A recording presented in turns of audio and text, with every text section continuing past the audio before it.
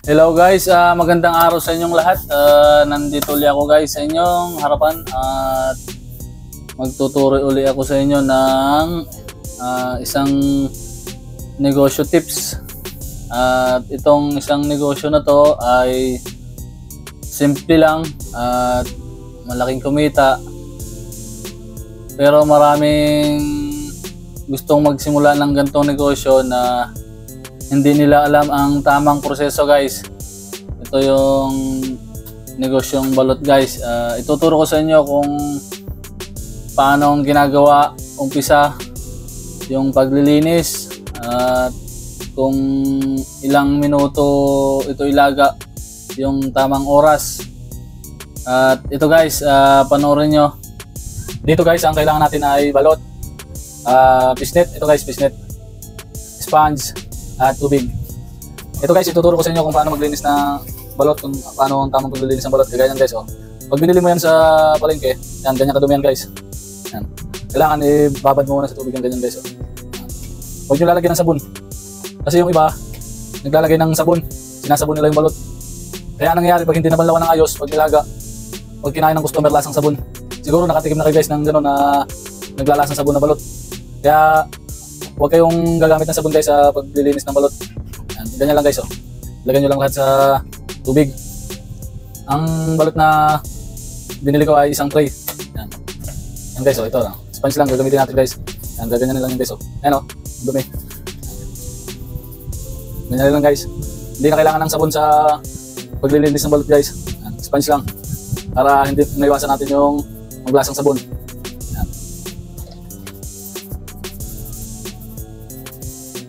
Yan guys, oh, ito mo, malinis na. Sponge lang. Gaganyan nyo lahat. Huwag kayong magtitinda ng balot na hindi nyo nililinis para hindi nakakaya sa customer. Kasi merong mga ano to guys, mga ipot-ipot ng ano, itik. Yan guys, oh. Ipot saka putik. Kaya kailangan lilinisan natin. Yan guys, oh.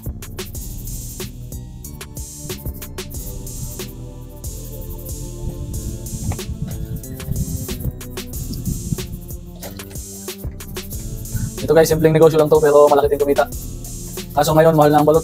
Dito sa amin, ang per piraso nito ay 16.50. Tapos ang bintahan dito, 25. Dito sa amin. Dati kasi nagpabalot ako pero ang puhunan lang noon ng bawat isa, ano pa lang, kung hindi ako nagkakamali, 8.50, 9, ang ganun, ang puhunan. Tapos binibenta ko ng 15. Ang kailangan lang dito, lulutuin, tapos ano lang, suka, asin lang. Kikita ka na doon ng ano, ng pinakamalinis ang 4 pesos sa isang balot. Tanggal na yung gas at asin, suka, yun. Yan guys.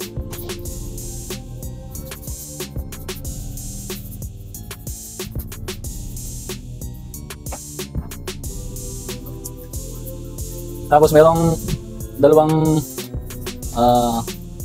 wala ka sa buhay.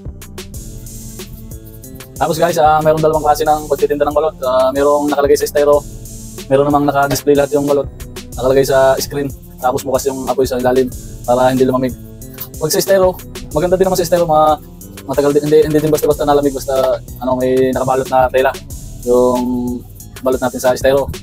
Ang advantage naman ng naka-display ang balot, na kitang-kita ng customer at mas nakakaakit.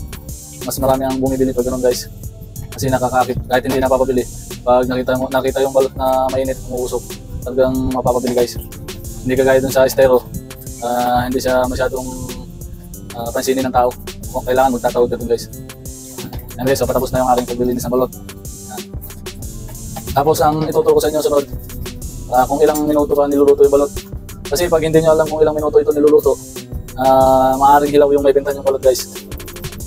Pagka nabuksan ng customer, may dugo-dugo pa. Ito pa yung sisiw. Kaya ituturo ko yung tamang oras guys. Yan. Yan guys, oh.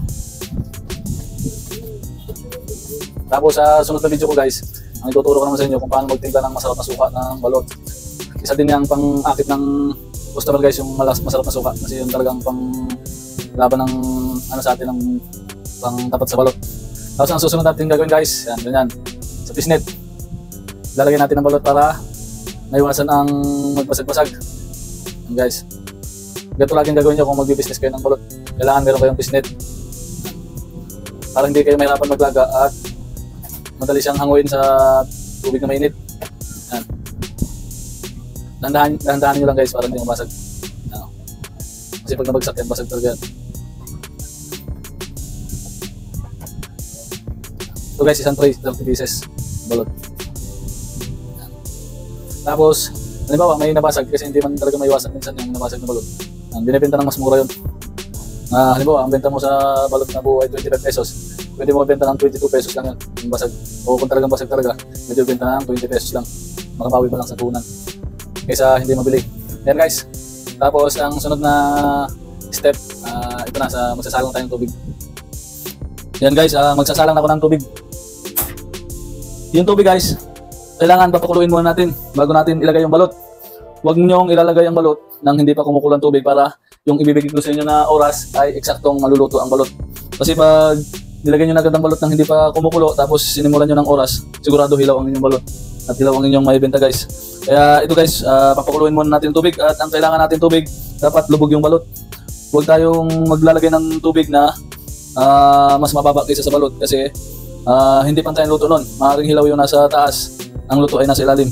Yun guys, hintayin ko lang na kumulo para masimulan natin yung oras ng ating pagsalang ng balot.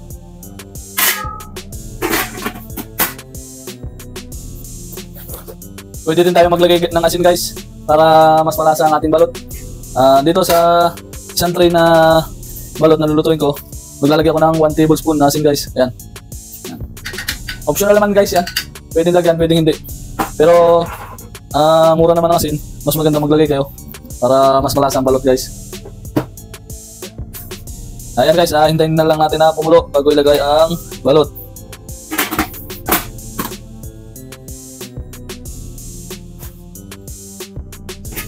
Yan guys, yan, kumukulo na yung ating tubig guys. Pwede natin ilagay ang balot. Ito guys, ganito ang paglagay. Kaya suggest ko sa inyo na may fishnet ang ating balot. Igaganto lang natin yan guys. Yan, ilulutog lang natin. Tapos pag luto na, gaganyan na lang natin. Tapos madali nang hanguin. Ayan guys, simula sa pagkakulo ng tubig, nilagay natin yung balot. Yung ganyang karami na balot, isang tray, 35 minutes lang guys. 35 minutes nating sasalang yung isang tray na balot. Sisimulan natin yung oras sa pagkulo ng tubig. Kung lampas naman sa isang tray ang inyong lulutuin, halimbawa 2, 3 hanggang 5 tray ang inyong lulutuin guys, kailangan ay 45 minutes natin lulutuin yun. 45 minutes na papakuluan simula sa pagkulo ng tubig guys, ang oras. Pero pag ganito na isang tray lang, 35 minutes lang yan. Yun guys, hintayin natin 35 minutes bago natin hanguin guys. Dito guys, ang gamit ko pala na lutuan ay double burner at nakasagad ang ating apoy guys. Ayan, naka high heat tayo. At kung ang gamit mo naman ay heavy duty, kagaya nito guys, yan, heavy duty na lutuan, kailangan mas mababa yung minuto kasi mas malakas ang apoy nun guys. Pag ganito na isang tray lang, 30 minutes lang natin lulutuin. At kung mas marami pa dyan, ang lulutuin mo 40 minutes lang pag diyan sa heavy duty na lutuan guys. Yan. Pero pag dito sa double burner or single burner, yan, 35 minutes yan guys, ang isang tray. Sige guys, hintayin natin na kumulo, ay na maluto. Ito guys, yung paglalaga ng balot, iiwasin yung takpan ng ating kaldero para hindi magputukan yung balot.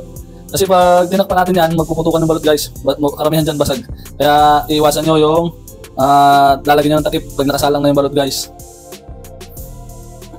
So ayun guys, 35 minutes na nating nasalang yung napakuluan yung balot. Kaya hahanguin na natin guys. Yan, ganito lang kadali yung paghangon natin guys. Tingnan ko pag nakapisnet. Ganyan lang kadali yung paghangonan guys. Tapos kalagyan natin sa isang lagayan.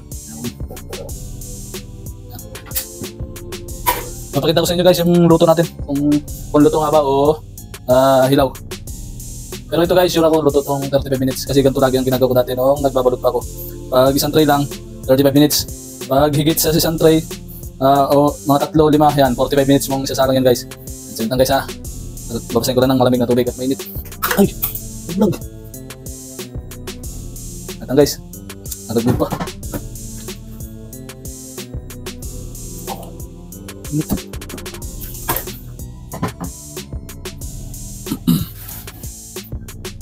Ito guys. Yan. Nabasa guys kasi naragwad. Yan. Ito guys, ang totoo yan. Tignan natin. Sarap guys, matamis-tamis. Sarap, eh. Kasi yung ibang balot guys, pag mali ang luto mo, madikit yung balat sa laman. Yan guys, oh, hindi yan madikit. Sarap guys, matamis-tamis. Tapos lalagyan natin suka guys. Ano? Yan ang suka natin. Oh. Ang sunod guys na itutulong ko sa inyo kung paano gumawa ng masarap na suka ng balot guys. Tingnan nyo guys, kahit yung puti. Ano ba? Tawang yung balat. Oh. Yan. Kita nyo? Yan. Sa iba, pag mali ang luto mo, nakadikit sa balat yan guys, yung puti na yan. Tingnan nyo guys. Oh. Ano? Buong buo. Ano?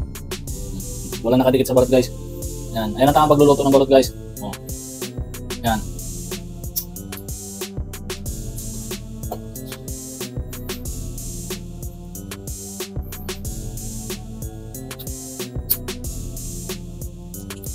Tapos ito guys, minsan talaga hindi may iwasan yung may basag. Yan guys, may nabasag na isa.